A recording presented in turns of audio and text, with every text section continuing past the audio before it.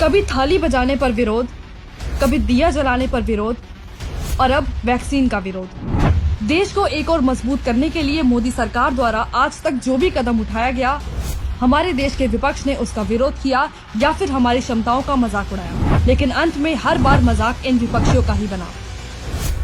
हाल ही में make in India की नीति के तहत 2 स्वदेशी कंपनियों ने कोरोना की वैक्सीन तैयार की।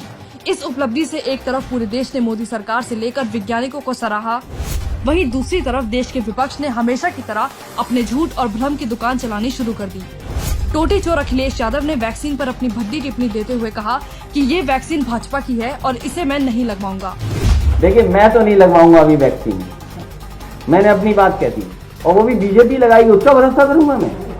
अरे जाओ भाई, अरे अपनी सरकार आएगी सबको फ्री वैक्सीन लगेगी। वहीं टोटी चोर की ही एक चमचे ने कहा कि इसे लगवाने से लोग नापुंसक हो जाएंगे। तो हमें लगता है कि कहीं न कहीं उस वैक्सीन में कुछ ऐसी चीजें हों कि नुकसान हो जाए, और हमें लगता है कि बाद में लोग कह दें कि नहीं, जनसंख्या कम करने के लिए, मारने के लिए लगा दिया वैक्सीन, तो आप नपुंसक बना, कुछ भी हो सकता है। शशि थरूर से लेकर मनीष तिवारी तक सबने इस मुद्दे पर जमकर राजनीति की, लेकिन इन बैलबुद्धि चमचों के मुंह पर सबसे बड़ा तमाचा तब पड़ गया जब विश्व के कई देश उसी वैक्सीन की मांग भारत से करने लगे। ब्राजील, नेपाल, भूटान और दक्षिण अफ्रीका जैसे देश कोरोना के इलाज के तौर पर भारत से वैक्सीन मंगवा रहे हैं, लेकिन अखिलेश जैसे अनपढ़ नेता केवल मोदी विरोध में इतना गिर गए हैं कि वैक्सीन को भी भाजपा से जोड़ रहे हैं। इससे पहले भी कोरोना महामारी के समय अपनी जान को दांव पर लगाकर दूसरों की जान बचाने वाले हमारे देश के कोरोना वॉरियर्स को नमन देने के लिए पीएम मोदी ने लोगों से ताली, थाली बजाने और दिया जलाने की अपील की थी।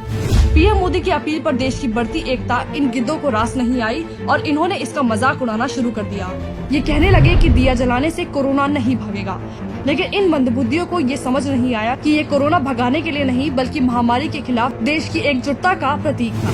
इन विपक्षी गिद्धों का उसूल ही यही है कि देशवासियों के हित से जुड़े किसी भी कदम का या तो विरोध करो या उसके खिलाफ लोगों को भड़काओ।